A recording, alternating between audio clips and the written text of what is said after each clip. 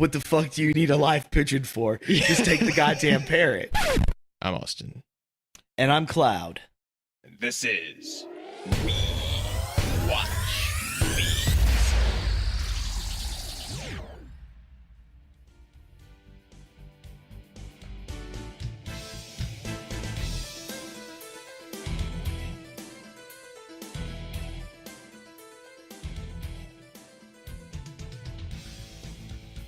This is We Watch Movies, and this is another episode with just me and Cloud, because Kenny and Kate We're are the still best. hard to come by. Yeah, well, we're the one, whether we're the best or not, we're what you get.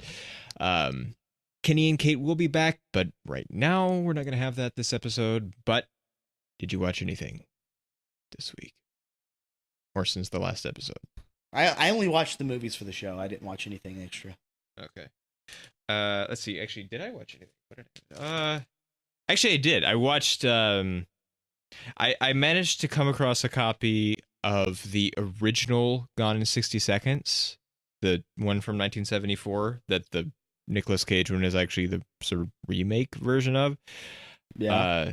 And the guy that made it said when he went to make it, and it's made like on basically no money, and you would never be able to do it today because you'd never even be able to permit it for what they spent on making it, that he wanted to make the car chase movie.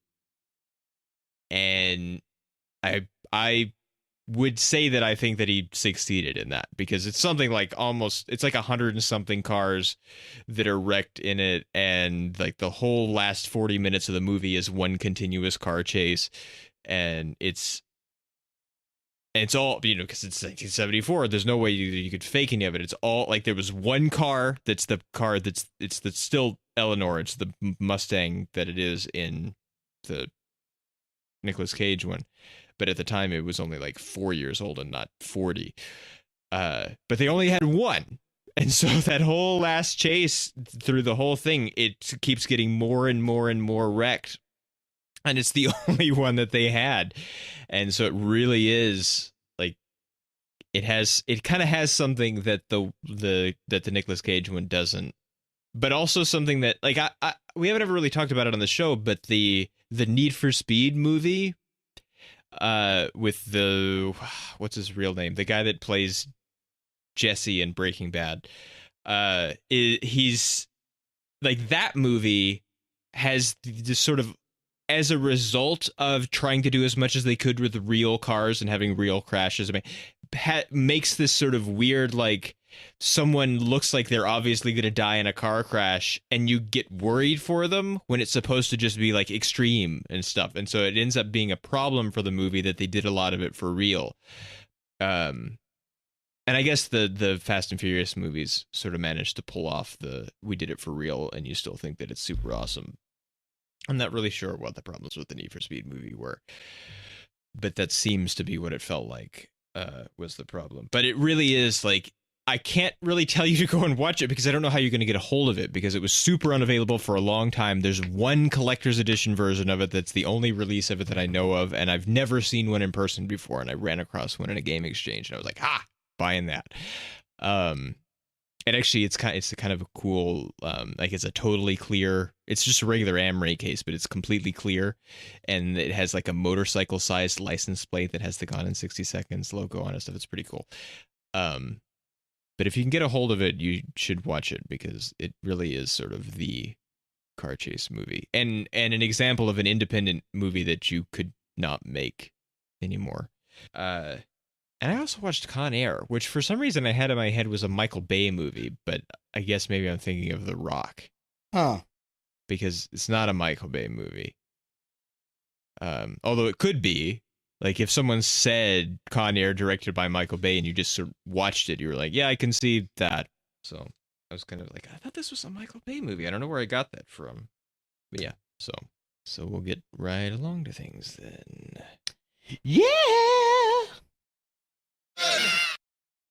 And now, our feature presentation.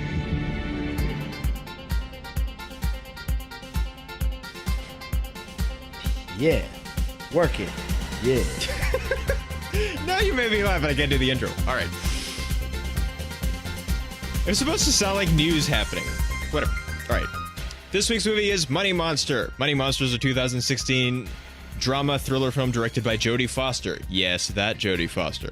Starring George Clooney, Julia Roberts, and Jack O'Connell. Have a plot synopsis. Well, George Clooney hosts a show that convinces people to invest their money in various companies. Well, one man, foolishly enough, invested everything he had into a company. The company mysteriously lost $800 million. The man, distressed and a bit crazy, decides to break into the show and have the studio for a hostage. We got some explosives, we got a firearm, the police are involved, and we got to work our way to figure out what really happened to the $800 million. Allegedly explosives. Allegedly explosives. It was all bullshit. It's just some clay.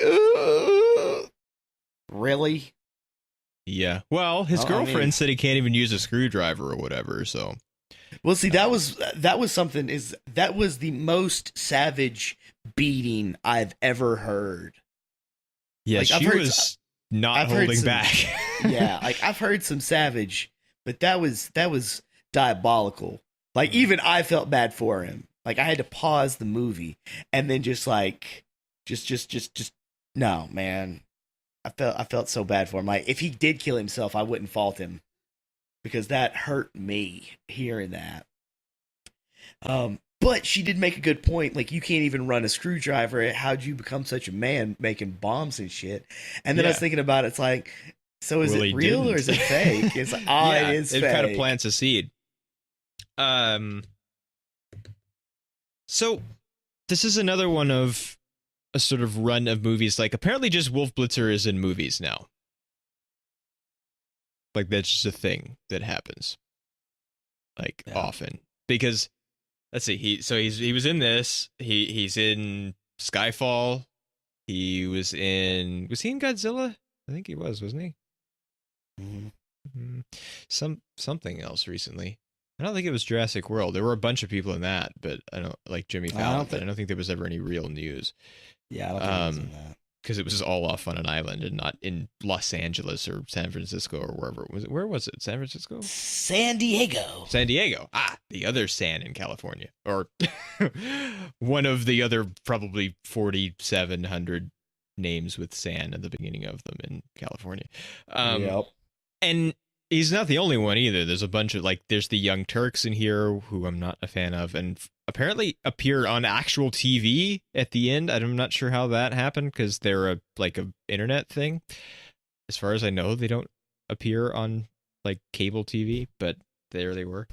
Yeah, I'm not a big fan of the Young Turks. I don't like the Young Turks. Actually, that was one of my notes. Name means historically either. They wouldn't have used it. Because you don't want to be a Young Turk. The Young Turks were bad. The actual historical Young Turks. They killed people and stuff. And it's also one of the rare times since George Clooney became George Clooney that you'll see him in makeup. Because he's in obvious TV makeup. And so it's obvious that that's what's happening. Because normally, George Clooney famously does not wear makeup in movies. It's just his face, because he's George Clooney, and he looks like George Clooney, and he's got George Clooney's face, so what does he need? Well, surprisingly enough, George Clooney does actually look pretty good for his age. He does look pretty good. Yeah, he does take care of himself, so yeah, I'm for it. But he doesn't wear makeup except when he's wearing obvious TV makeup. And then even that, I think, may have been toned down once we were out of the scene where he was supposed to have had it just put on, because it was much less obvious later. But also, yes, this is directed by Jodie Foster, who has only directed various things and not even acted at all for some years now. I think 2011 or something, maybe even earlier than that. It's sort of, I don't want to be Kenny here, but I did really really early on, he has a line where they're running around in the studio and they're handing him various things and schedule this and schedule that. And they show him a list of people that he could go to dinner with, because he's got this whole, I haven't had dinner alone since like 1990 or something, he says. And we had shown a list, and he says, I wouldn't invite any of these people to an audit. And I just really, really liked that. Like, that's like, I don't, like, you talked about sort of the burn of the girlfriend to the dude, but like, that's a really heavy insult. Like, I wouldn't even invite you to an audit. Like, never mind dinner. Yeah. Well, if anything, that opening, like, even before we get to see the studio, like the opening, my only thought was whenever they're describing turning money from gold to paper and paper into digital, it's now money is a series of tubes. Yes. That's all I can think of is money as a series of tubes. Like, money, oh my God. Money is a series of tubes. It is a series of tubes. And so, some people use those tubes to snort coke, and that's not okay. But a series of tubes nonetheless. Coke costs money. The second best one was the stuffed parrot or a live pigeon. Yeah, go get me a live pigeon. Yeah, like I don't know where, but you're kind of in New York, so I bet you can find it. I don't know if you can catch it, but I bet you can find one. Well, it's just the they make us not like him for that kind of he's an ass to everybody they make kind of him thing. Into a really unlikable character early, and I don't know. I guess is that so that you sympathize with the bomber guy or what? Because otherwise you kind of have a hard. It didn't work for me, though, because even though they made him try to be an ass, I don't know if this is just because of the way George Clooney is or because of the way they wrote the character, but I could not feel dislike for him because of his actions. I could think of as like, yeah, what a pompous ass. What the fuck do you need a live pigeon for? Just take the goddamn parrot. It is true. Yeah, I mean, he does come across as pompous, but it doesn't make him especially unlikable. And it might just be that it's just really hard to dislike George Clooney. But yeah, I couldn't break myself away from that, so I couldn't tell if it was just me being biased and liking Clooney. I know there's a lot of people who don't like him, but I do enjoy well, I don't like him Clooney. Politically, but I like him as an actor. Yes. But even on that note, it's just the way they wrote this. I'm not sure if that was the point or not. Because it seems like it must have been.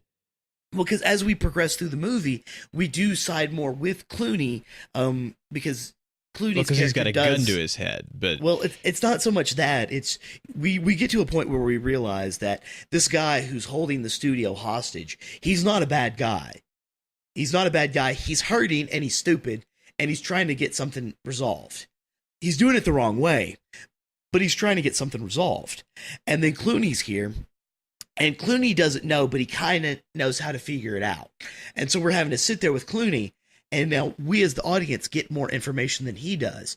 So we're kind of working along with him to try to figure some of this stuff out. And as we get it, it kind of slowly funnels into these other characters, you know, because at the beginning of the movie... we get some more. We don't get a whole lot more because she feeds him stuff in his earpiece pretty regularly. And so he's mostly caught up. Except for all of the stuff going on with the chief communications officer or whoever she is. She's finding out things that she isn't telling Julia Roberts, and so she can't tell Gates. Exactly. But see, we got to see the Koreans over in Seoul, and they introduced them way early before you know they're important. Let's see here. Okay, the hackers were from Iceland. Yeah. I originally thought they were Russian, but they're from Iceland. So we get to see the hackers. We get to see the hackers, and we get to see the guy who wrote the program. So we get to see these Icelanders, and we get to see the Korean.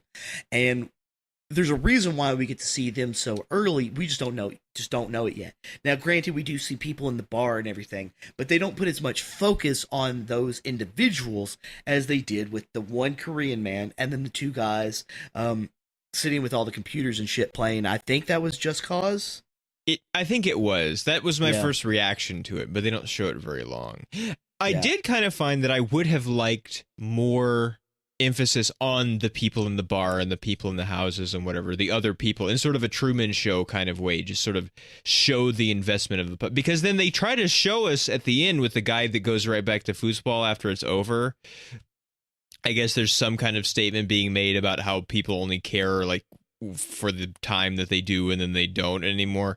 I don't know. Yeah. It's an apathy of the public kind of message, but that doesn't work as well because it's like, well, I never knew how invested these people were anyway, because we never spent any time with them. Like there's no dude in the bathtub we don't really ever know any of these people really. And I think it might have been more interesting to sort of live it through because like you have an interesting premise here where you say, all right, a TV show is taken hostage on live TV. And you would think at first, oh, well, they're going to cut it off because you can't show that on TV. But they deal with that immediately by saying, well, if he doesn't, they're going to shoot him. And so they have to leave it on TV. I do want to say, I guess, that I do want to say that I don't want to say, like we said, that it may have seemed like we said, that just George Clooney being George Clooney is damaging to the character that he's supposed to be. Because I don't think it really is, because he does.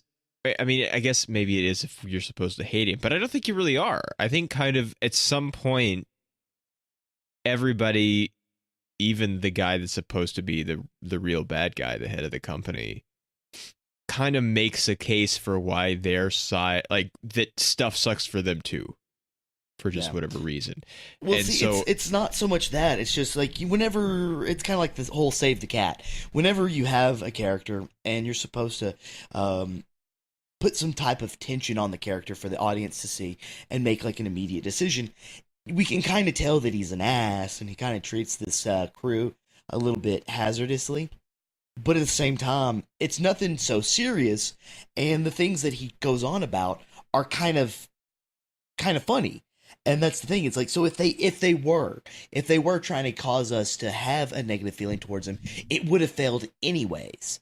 And that was my point. Is I couldn't tell if it was because of the writing, because of Clooney playing the character, or what was the direct cause of this. Because if that was the intention, it failed. Yeah. I guess maybe it just wasn't supposed to be entirely. I mean, you do have... It is necessary if you're supposed to have sympathy for the various other people at other times, that everybody else also has to be made to look bad at other times. But it's because everybody is... Like, real people aren't just one thing. Like, there's no... I'm trying really hard to not say black and white as a metaphor. But the real people are complicated and complex. There's not really any sort of mustache twirling bad guys, except maybe Dick Cheney. But there's just, and that so much of the time in movies, that's what you have is just, this is the bad guy. This is the guy that you're supposed to like. This is the guy that's supposed to be annoying and you want his robot family dead.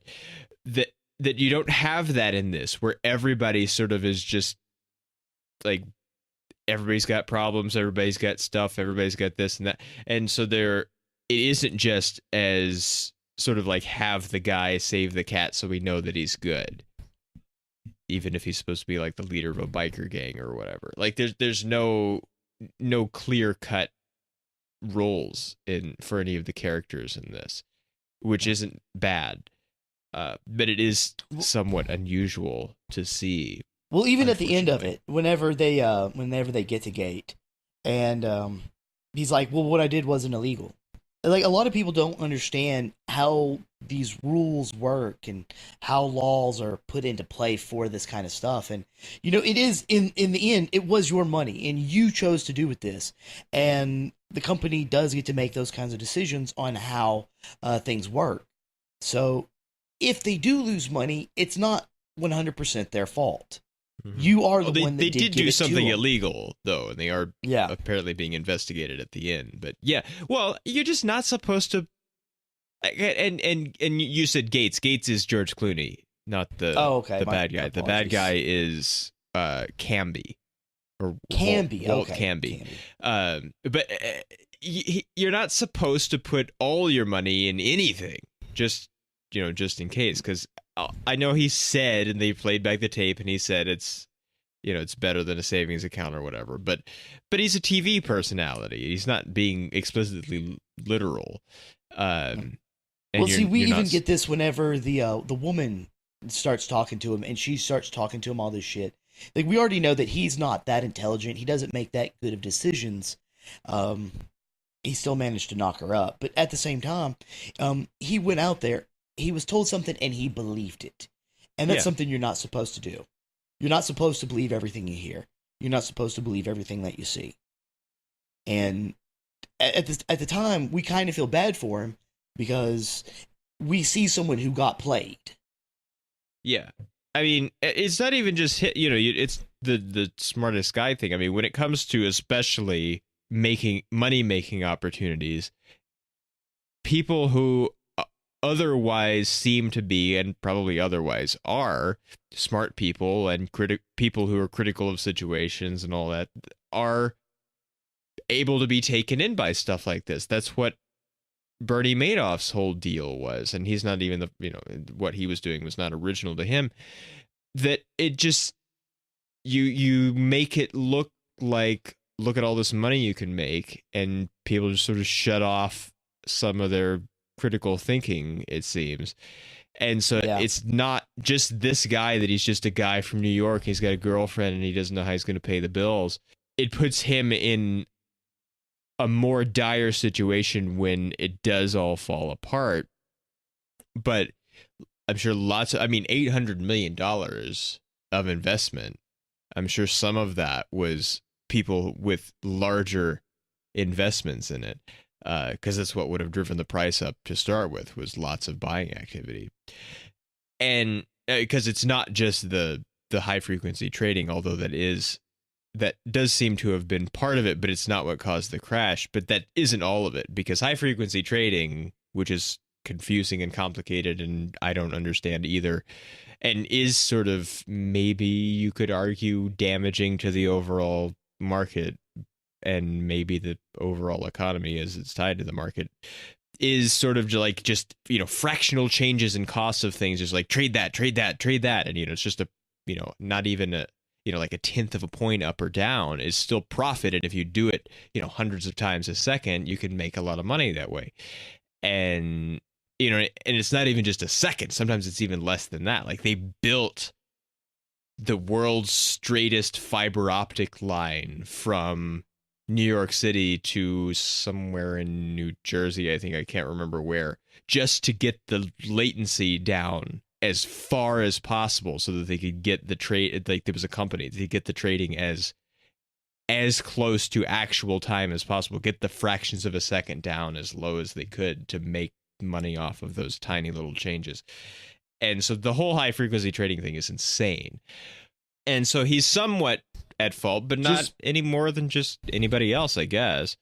Well, just because something is, sure, doesn't mean it's sure for you. No, well, and doesn't even mean it's sure. I mean, nothing financial is sure. Not even a bank account is for sure. It's the most for sure of anything, but it could still go away. The bank could still fail.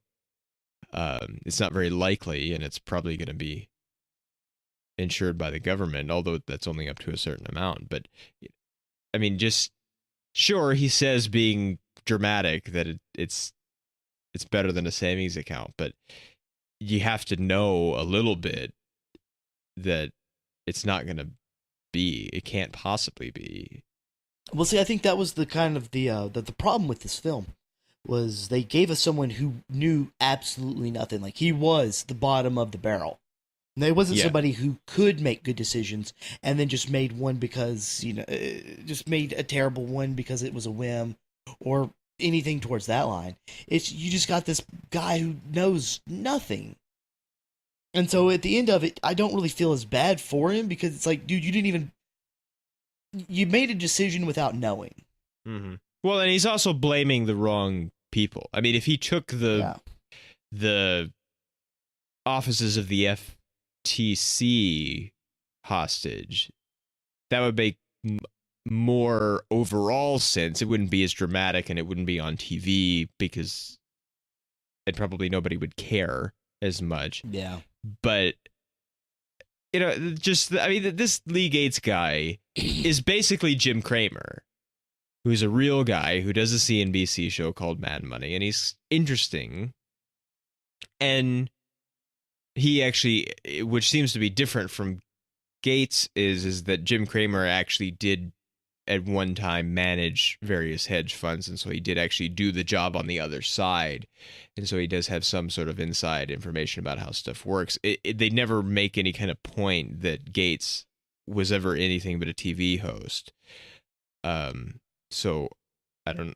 He may not have any external information, and that he doesn't seem to know, because once the information starts to come out from all the investigating that they're doing to try to save him, that he's able to understand it once they start feeding it to him, but he just took the lies the way everybody else did. The company is lying about what happened. Well, yeah, that's the thing. Is like he didn't know any more than what a normal actor would, because that's what he is. He's an actor. Yeah. He gets so much information that's handed to him. He reads it. He just repeats it. And then says mildly offensive things while the producer covers her eyes. Or the director. I guess she's the director, isn't she? Balls. Yeah. Yeah. Well, and we get the most loyal I don't want to say cameraman because that's not correct, but he does a couple of different versions of it. So, and that's the term everybody understands. So we get a very loyal cameraman in, what's his name? Lenny. Although I guess he sort of comes to his loyalty after he kind of is the only one left, but he still does it anyway. I mean, the sort of note that covered all of that was, if you take stock advice from TV, you're an idiot. But that sounds a little bit harsh, I guess. But still, like, you shouldn't make any big, like, $60,000 is a lot to put in any one thing. Now, if it continues to go up and then suddenly you have, $600,000 or whatever, then great. But what if you don't? And, you have to think of that. But I mean, Gates is not to blame. No. Not really. I mean, and he's for sure not legally, because there's disclaimers and stuff at the beginning and end of shows like that. But it's just, he's not like, the guy blames him because it's where he got the advice from, but he really isn't to blame. And so that's a problem at first, because I'm like, well, you're kind of blaming the wrong guy, because it's kind of the whole system is to, you were taken advantage of by the whole system. And you could say a great deal about that the government didn't regulate everything properly, and that's what led to the crash in 2008 and various other things like this. This was actually rewritten about a year before it was made, based off of a real thing that happened with a company that wasn't the same kind of thing, and it didn't actually lose money, but it was a thing that seemed to be a consequence of high frequency trading. That it was a company, a tech company of some kind, that claimed they ran some kind of information social network kind of database thing, but it had basically no users, it had no profits, it had no assets, it had lost money the entire time it had existed, and it only had one employee. And in the course of 2 days, the cost of the stock, and it was an OTC stock, an over-the-counter traded stock, which means it's not listed on one of the exchanges. You have to know about it. And if you've seen the Wolf of Wall Street, it's the pink sheets stocks. And it went from 6 cents a share to $13 and something a share in 2 trading sessions over 2 days, which is a 25,000% increase in value based on nothing, because the company almost didn't exist. It did exist, but it had no reason to exist. It didn't do anything. It had no value of any kind. And still, it's kind of a mystery. It's 2014 that's happened, and nobody has ever really been able to figure out exactly, wait, what happened here? Because it's not even that easy to trade in, but it was a weird thing that happened. And so I don't know really what the original version of this was, but that that sort of sudden shift in cost thing came after this actual thing happened. And so I don't know what they had before, but it might have always been a high frequency trading thing, but maybe it was easier to understand than this is. But so there's lots of people to blame, but I guess you have to blame somebody. But there's also nothing. What exactly? Because if you're angry and you just go, is he out for revenge? What exactly does he want?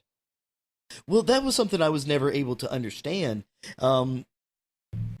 He at the end of it, he just wants him to admit that what he did was wrong. At the same time, where it kind of wasn't.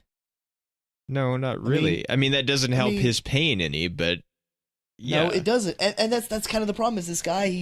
He lacks so much information. He lacks the understanding to know what he's gotten himself into, that he just seems to be grasping at straws. And well, he's desperate. He's lost all his money. He's desperate. He's got a kid on the way and an angry girlfriend that yells at him apparently when he does stupid things, and he just takes kind of matters into his own hands. I'm kind of suspicious of how he got a gun living in New York City and not really having any money and not really seeming to know things, because it's not really easy to do. On the street. Maybe. But he can't operate a screwdriver. He can buy a gun on the street. I don't know. But yeah, because he brings two vests, both of which are fake, but nobody knows that. And one of them is supposed to be for the CEO of the company, who then doesn't show up, although he was supposed to be there for an interview, apparently. But so he wants them both to apologize, I guess, because they're both to blame. But then what? Yeah, like at that point, like, because he still can't get out, because he's still threatening people on live TV, and even if they turn out to be fake bombs, it actually doesn't matter legally whether it's fake or not, because representing something as an explosive device is the same charge as having an actual explosive device, as long as it doesn't detonate. So he's still going to jail for a real long time, or getting shot by the police before he gets out. But I'm sure he's not thinking that far ahead, because he's just acting out of desperation. But it does make it difficult to root for him, because you want to say, well, sure, the system takes advantage of lots of people, and a lot of people are desperate, and you just took it in a particularly hard way and took matters into your own hands. But there's no way out of this for him. So there's nothing because wanting him to escape, you can't really expect to happen. And so there's just no sort of end goal for him, except you just kind of want the whole thing just don't blow up George Clooney and don't blow up anybody, and investigate the guy for the thing, because he probably did something shady. But it is actually, I don't want to say that it doesn't sort of work, because there is a good deal of tension just from because you don't know that it's not a real bomb, and he's waving the gun around and firing it off, and people are angry, and it is really sort of intense and suspenseful, and so it does sort of work on that level. And then it does get really interesting later when they go outside, when it's just now it doesn't matter. It really doesn't matter what happens now. We're going to find the boss guy of the company, and we're going to get some answers here. Well, and so it does take that was something. Turn. It's okay. Whenever you create a character and you're supposed to cause this character to invoke feelings within the audience, all I got was this desperate man. I did not like him. He seemed annoying. When he was on screen, I didn't feel as much tension as I did feel tension when everybody else was feeling direct tension.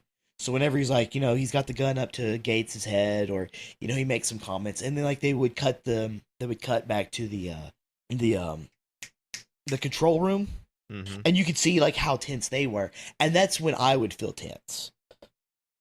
But whenever I would see him, he just seemed too comical. Like, not in a funny way, but just in like this, Because he was this so guy. angry, and yeah. Like, this guy, he has no control even over himself. So he's less of a threat to everybody else than he is to himself. Because he set himself up to lose. Yes. He set himself up to lose. And he didn't even know that. And that was the problem. Now, he does make a comment about he didn't plan to get out of here alive. Yeah. And so when you say that, how do you expect this to play out? Because you have these explosives here, and then you have death by cop. Well, the cops aren't there. At least he doesn't know the cops aren't there.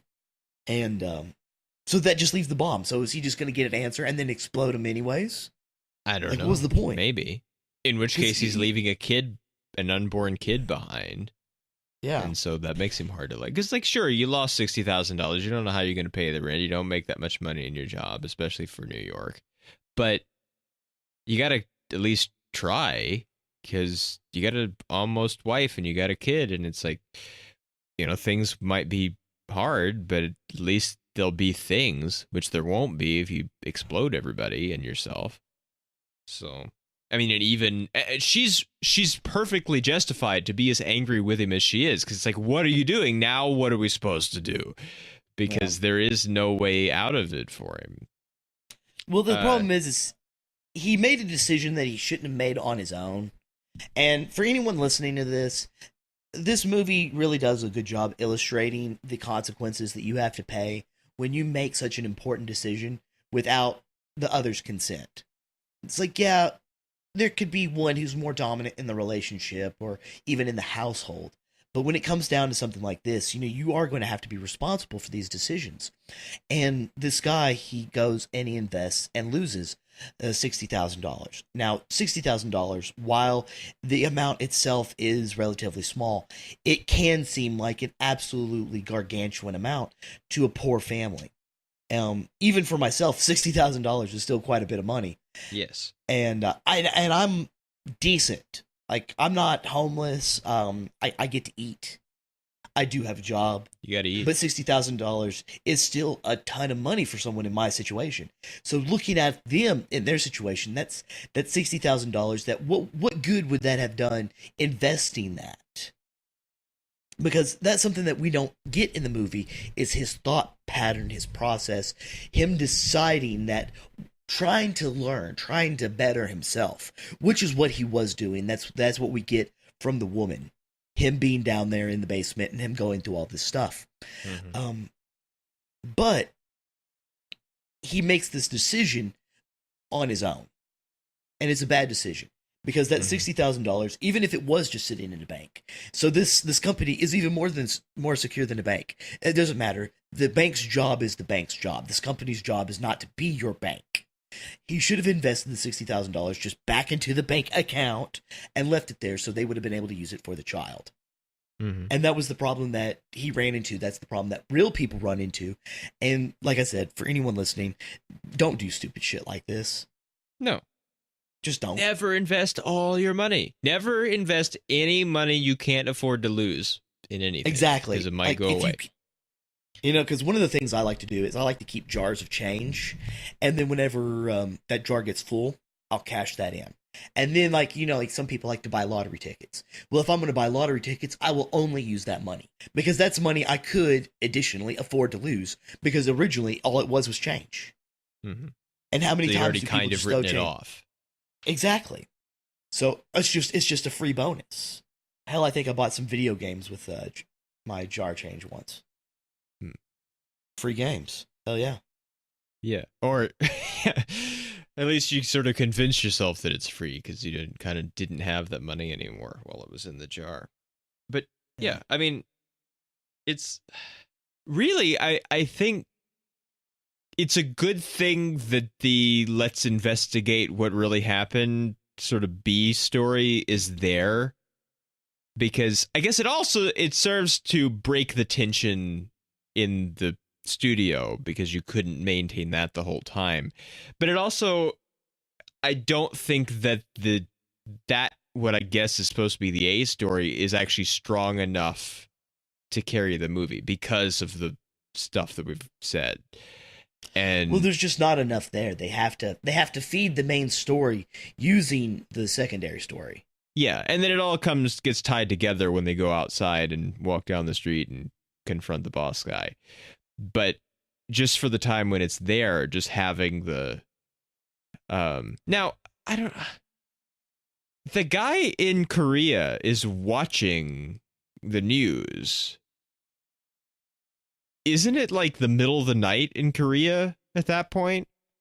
It should be, yeah. So he's just like up and just watching the news. Now when they first show us the riot in Africa, because they do set that up early, it was because we didn't know that was going to be important. It was so not clear that was important. I thought that it was that they were showing us like there's actually more important things than that this guy lost $60,000. Like Africa's coming apart over here because of this thing. Yeah. And we're worried Africa's about a guy that lost some money apart. and a guy that's going to shoot a guy who plays a guy on TV. And it turns out not to be that at all. It's actually important information that we just didn't have any way to know. Unless maybe it's supposed to be both. I don't know. There seems to be maybe a lot of layers here, and maybe we're not giving it the credit that it maybe ought to. But well, that's the thing is like overall, I'm just gonna say this: the movie is good. It is good, yeah. We've sounded we've sounded kind of down on it. It is good, but it just has things in it that could have been better. Yes. And I think that's the biggest problem with it, is it's not, like, overall, this movie is hella entertaining. It does get pretty intense. It makes you wonder what's going to happen next. But when you break it down, that's when you start realizing all the little flaws in it and everything. Yeah. Now, something else that was stupid that somebody did is the producer guy, Ron, is kind of shagging that fine lady. Oh yeah, he was doing that. Yeah, what is that? What is that whole like early setup of the cream that then kind of doesn't go anywhere? Is it just supposed to be funny or what? Well, that was the thing, is it did go somewhere straight into her. Yeah, but for a minute, yeah. Well, I'm sure it lasted longer than a minute just off screen, because I guess it did allow him to be in the building, although then it wasn't important that he was in the building because then he left the building because he was missed by the police sweep because they were in the stairs or wherever, the server room or something. Yeah, something with pipes. But he gets himself shot because he runs forward out of the crowd and just gets shot. I mean, and then the guy, we keep calling him the guy. His name is Kyle. Kyle. He feels bad Kyle. immediately, but it's just like, because he just reacted suddenly. But come on, Ron, you don't just run forward when a guy's got a gun and he's waving it around. Exactly. Well, I don't think Ron fully understood the situation since he was busy getting his dick wet. I guess. And then he just turns around and everything, he's just constantly being told, do this, do this, do this, do this, do this. It's important. Do this, do this, do this, do this. So I don't think he's had time to actually just sit down and soak up what has happened. So he probably doesn't realize that that man really did try to kill him. Unintentionally. Yeah, I guess maybe not. So I will let him slide on that, but the fact that he's looking he's just right there. So the man with the gun, Kyle, man with gun and dead man switch, is in front of Gates, who has the explosives on him. We know that he can see him right there, gun in hand, cops everywhere, fiasco. But he still does it though. He still does it, and it's just like, bruh, stop, don't be stupid. Mm-hmm. Well, I mean, even that, like you once said, you can be stupid but still look at stuff. Yeah. And he didn't even do that. Nope. Then the CEO is lies. Like it's just everything is lies, and it's fraud, and it's kind of Le Chiffre's plan from Casino Royale. Like he drives down the price with some event and then buys a whole lot to short and then causes the price to go down and then sells. No, that's not how a short works. But anyway, and then it doesn't go because there's a revolutionary dude in Africa that's like, no, we'll stand up to this and we'll strike for 20 years. Well, I don't understand what exactly they were striking. I don't know. Because that was another one of the problems is we understand the importance of it. We just don't understand what it is. So wages, working conditions. I don't know. Like, is platinum mining like coal mining? Is it like really difficult and bad for the dudes that do it? I don't know. Maybe that's the thing. I don't know enough about it to about platinum make mining. those types of decisions. Seems like a whole mine of platinum's a lot of platinum. I wouldn't mind having some platinum. It's gonna cost some money. Yeah.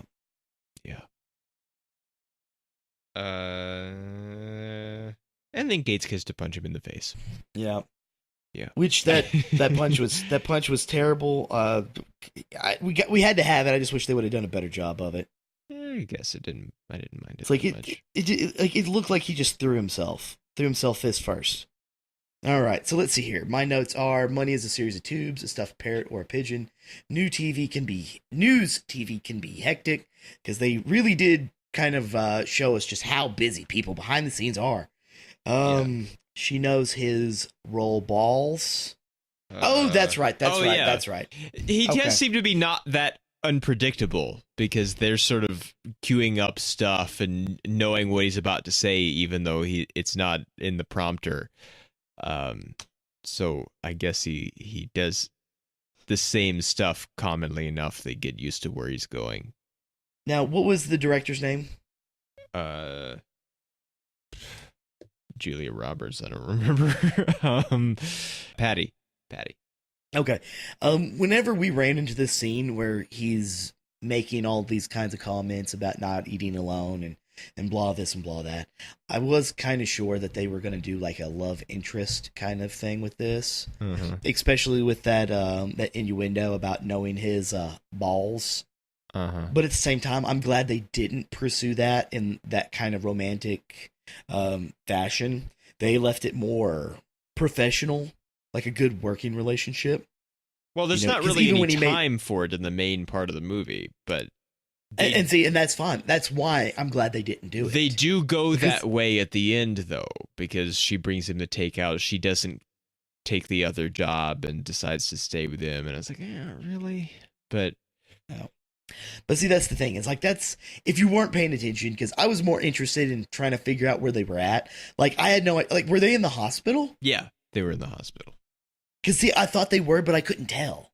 Yeah, because I guess they're there for Ron, because he's supposed to survive, apparently. Security guy is fired because they fucking suck. Oh yeah, useless security is useless.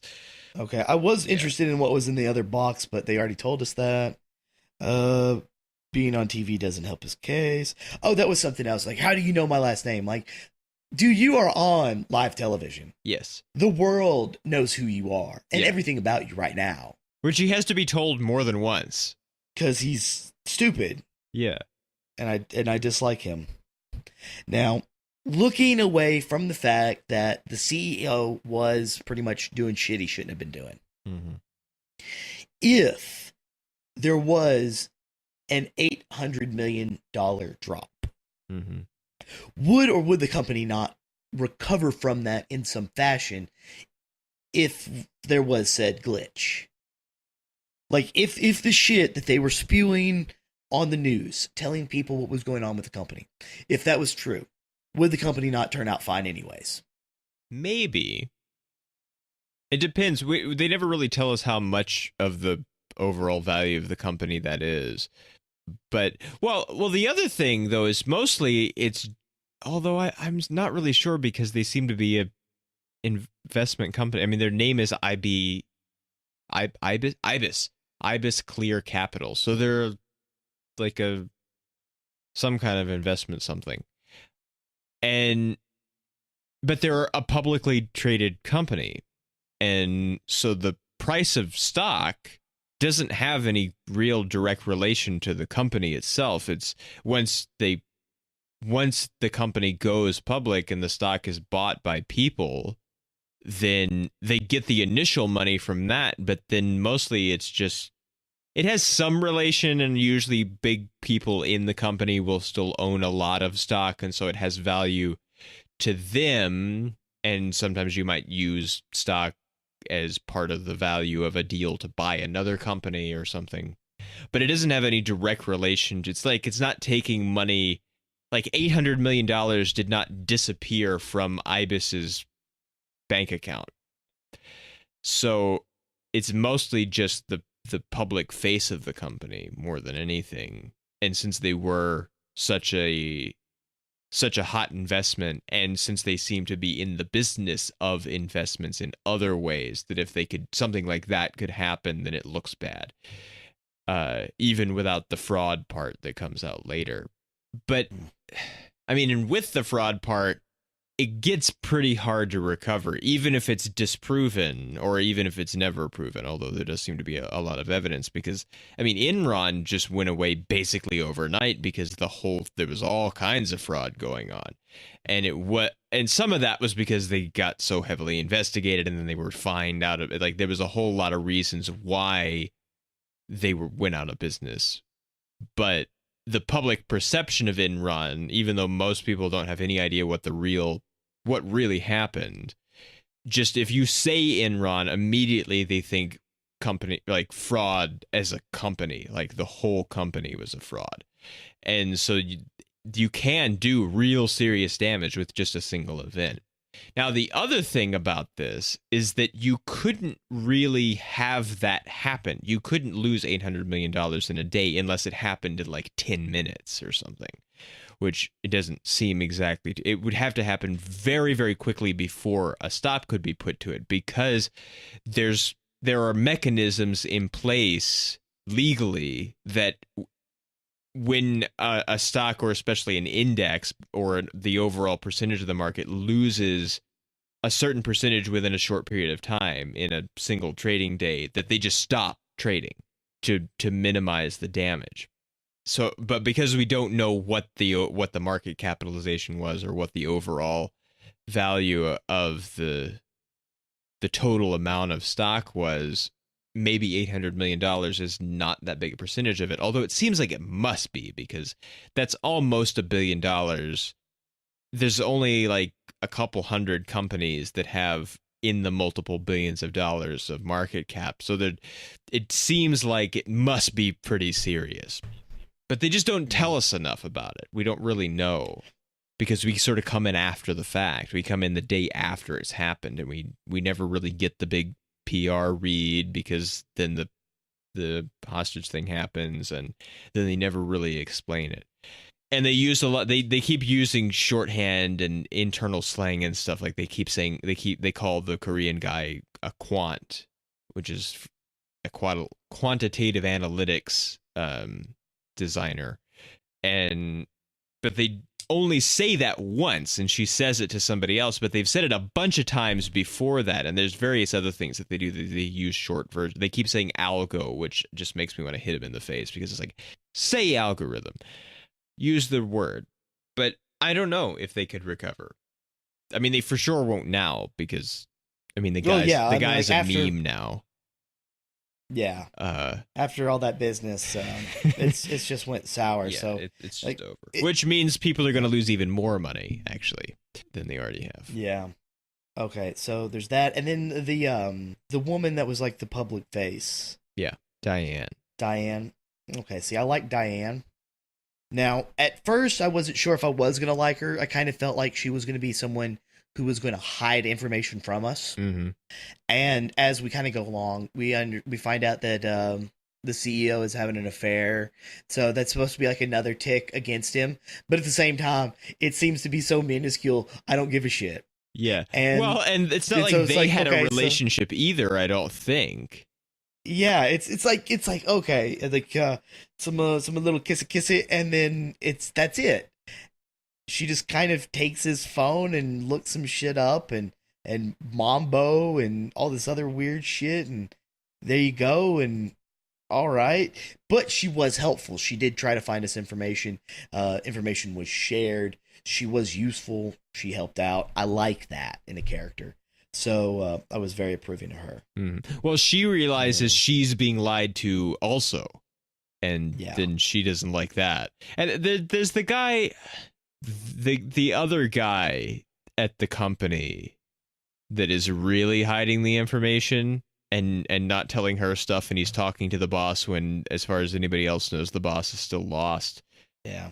Well, see, I thought that was going to go a little deeper, because the instant we seen him on the phone, and then she can't get into an area because, like, her pass is blah, blah, blah. Yeah, like, that immediately thread kind know of that dies because they're angry. He says, you're fired. She says, I don't report to you. And then he just goes off and sort of revokes her security pass.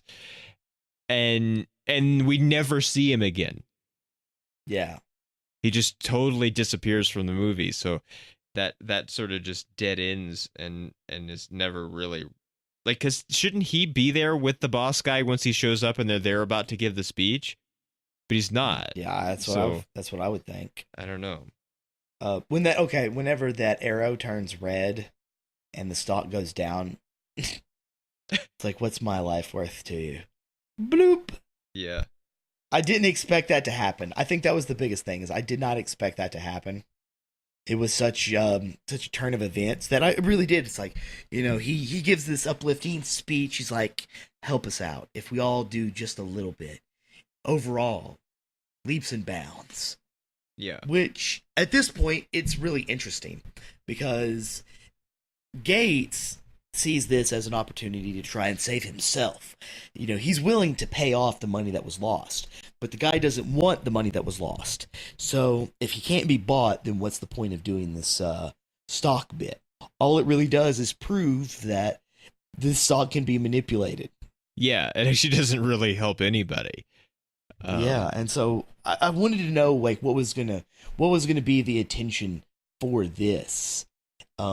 Now, obviously, it fails, and it fails spectacularly, and we get to see just that level of depression, just watching that arrow turn red and point down as that stock drops just a tiny bit more, letting Gates know that his life isn't really worth that.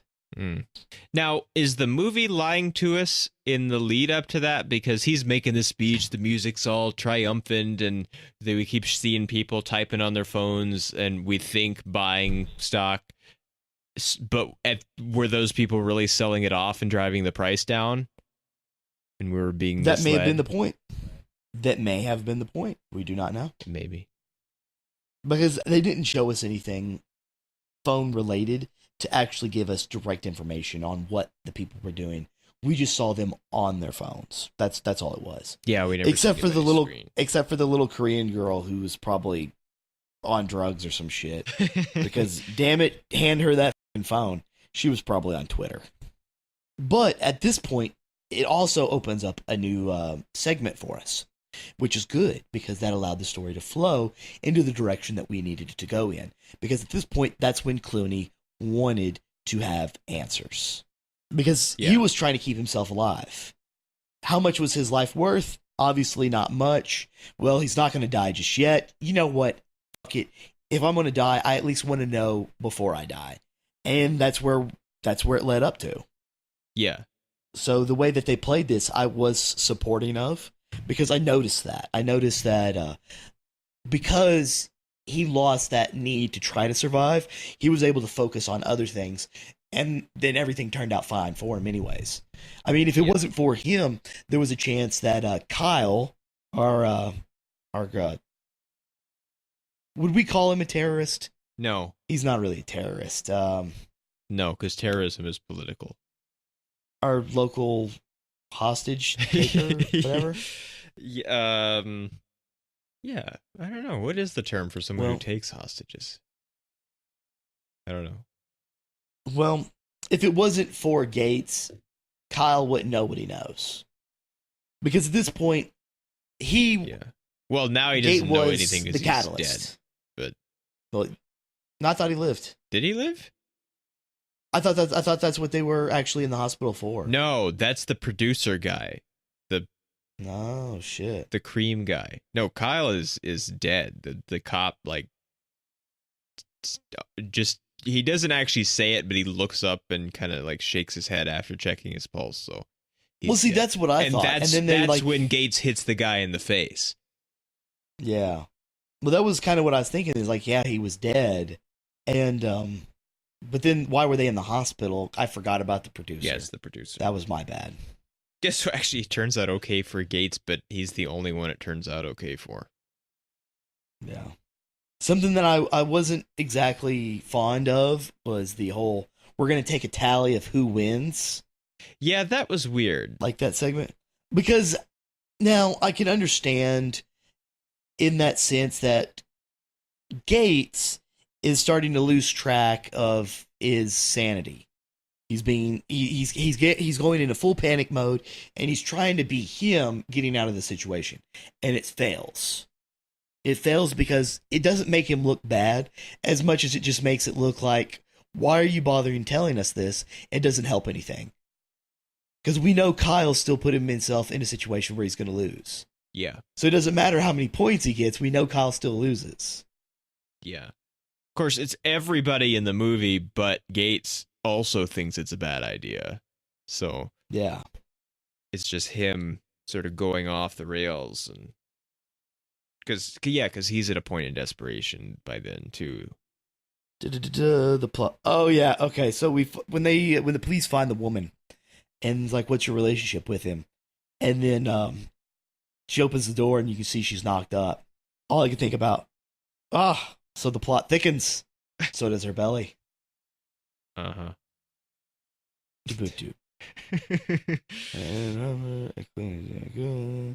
Okay, the Korean speaks fluent English. Yeah. Okay, the Korean speaks fluent English. Yeah. Well, he's a software guy. Who lives in Korea. Right now. You don't have to speak English to write software for numbers. No, I guess not. But because this would be different if he lived like in California and he just so happened to be Korean. But the fact that he was in Korea and he could speak good damn English. So what I'm thinking about is, I know it's a trope where the foreigner can speak English because the American, audience speaks English, so you don't want to have subtitles and all this other shit. Mm-hmm. I do like the fact that they go with the translator route just to have it fail. So I'm okay with that. It's like they tried building up to it, so they could use it, but then they're like, no, we don't need it. He could speak English just fine. There we go. But then at the same time, something more likely was the Icelanders. Yeah, the hackers. And their fucking, the hackers and their fucking little Yoda horn. Uh-huh. I loved that. Help you, we will. I love that because at first I thought they were Russian. Yeah, because I have no idea behind every nationality. So I just see some white guys with computers everywhere playing Just Cause, and my first thought was, Russians, because I don't fucking know. Nope, they're from Iceland. Yeah. Now they don't play from a super. Iceland. They're in Iceland. Yeah. Now they're not super important, but it is nice to see it. Yeah. Because of all the things that they actually give us in this movie, because they did give us the shots of the protests in Africa, the working strikes, the Koreans, the two hackers, all this stuff. We get shots of them, even though we get shots of everybody else, but we do go back to them because they're people who are important. It was also nice that they got to use footage that was different from just the news report, where they actually did show us the CEO with the African strike leader. Yeah. Because then that really did kind of ground the fact that, like, look at this, the CEO, he can't hide behind his lies anymore. We have this. This is proof. Look at it. Yeah. I mean, it does.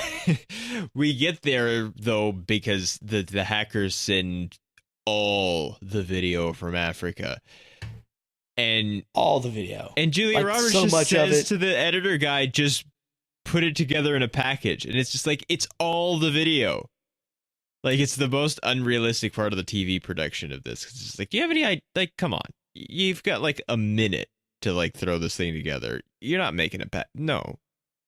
Well, I will give it's him a little bit almost of, to zoom and enhance. It's pretty, like, Yeah. unbelievable. But I'm gonna give him a pass on this simply because she states, "Well, look for the past 48 hours." yeah, how?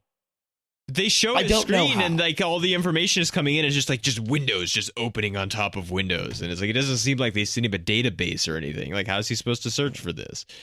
Which also seems not very helpful of the hackers because they send them way more than what they need to prove the stuff at the moment. But To help you, they did. yeah, Specifically, they did not. yeah, Or some other shit. Whatever. I don't care. yeah. Okay. One last thing. When I'm thinking about it, they have Clooney there, and she tells him that they're going to take a shot at him to try to destroy that communicator. Yeah. Don't look up. He's up in the rafters. They get a good shot at him, where they could have hit it without even hitting him. Yeah, because he's kind of turned to the side. Yeah. And so it would have been really nice if they would have just used some triangulated communication. But the thing that got me, now we know at this point, Clooney's starting to, Gates is starting to question things, and he wants some answers himself. So a lot of things are being done. But at the same time, he has an out where he wouldn't have to worry about these kinds of situations. Now, he could still potentially get shot by Kyle, but at the same time, he dodges to keep from getting the transmitter shot. Why?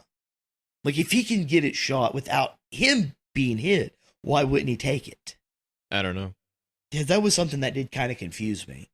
Now, I know that we get to see the police officer's POV, which he would not have gotten. And so it's understandable that he himself wouldn't have wanted to be hit. But, you know, with that whole triangulation, she's talking to Gates. The police could have been talking to her. The guy in the rafters could have been talking to the police. Just something to get some communication, get him moved just right, take that shot, reload that second round, put the second one in Kyle. Yeah, because the police are not really sharing. They only know that they're in the rafters or that they're going to shoot him because the other producer woman overhears the police say it out on the street. So yeah, they probably should have talked a little more. And why wasn't there two shooters? If you would have had two snipers up in those rafters, after the first one would have hit the receiver, the second one could have hit Kyle. Yeah, but they don't. Before Kyle would have even had a chance to react to the first gunshot, he would have already been shot himself. Yeah. So can we chalk this up as police being bad at their job? I guess maybe. Well, Gates by that point has kind of realized, this guy probably doesn't need to die. And he knows, I guess, that if they do disable the bomb, they're going to shoot Kyle. And he doesn't want that. So yeah, he's got to keep the bomb alive to keep them both alive. Because now he cares.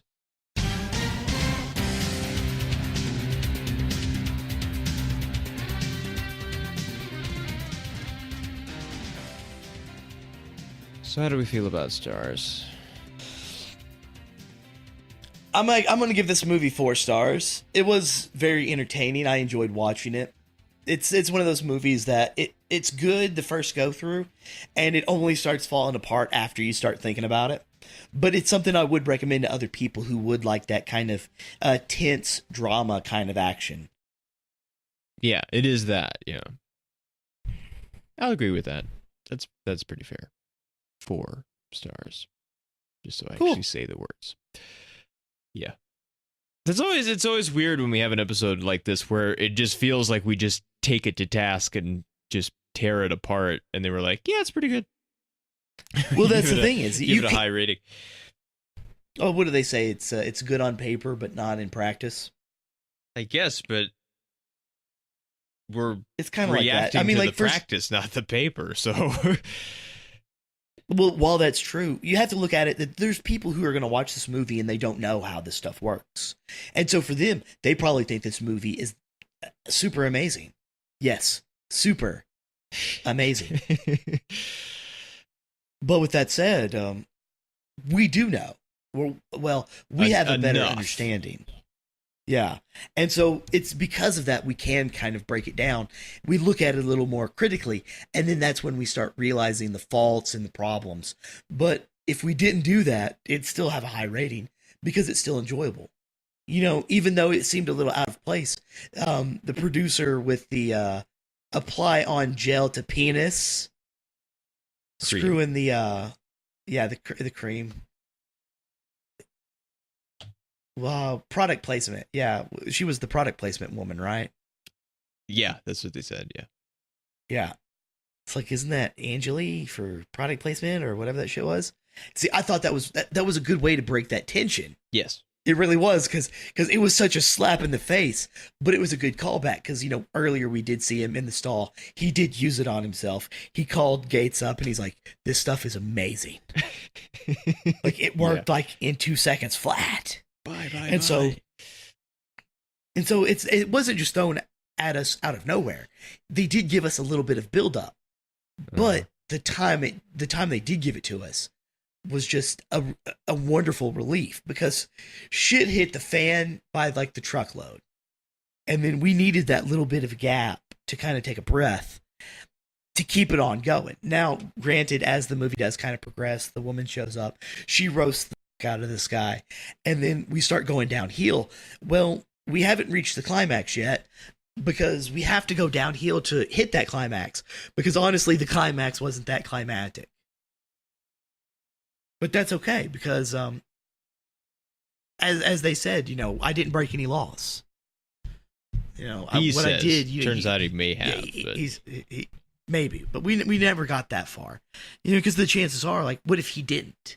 You know, maybe it was some shady practice that he shouldn't have done, and maybe he'll get fired. But it wasn't illegal. Well, bribes are illegal.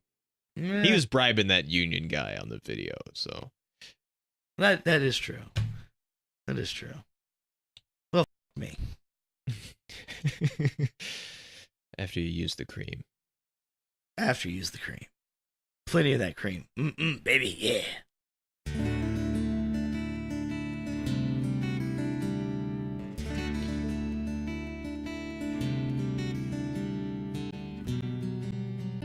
It was kind of a rambly, wide-ranging episode, but I guess that's all we have to say about Money Monster. Yeah, go watch it. Yeah, yes, do go watch it. It's good.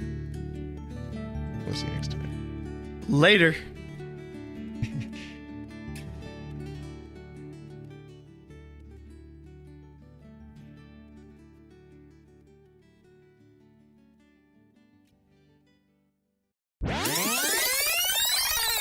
When did you grow up to be such a man? You don't even know how to use a screwdriver. Next thing you know, you're making bombs. Hell, you even cry when we Burn. We're the best.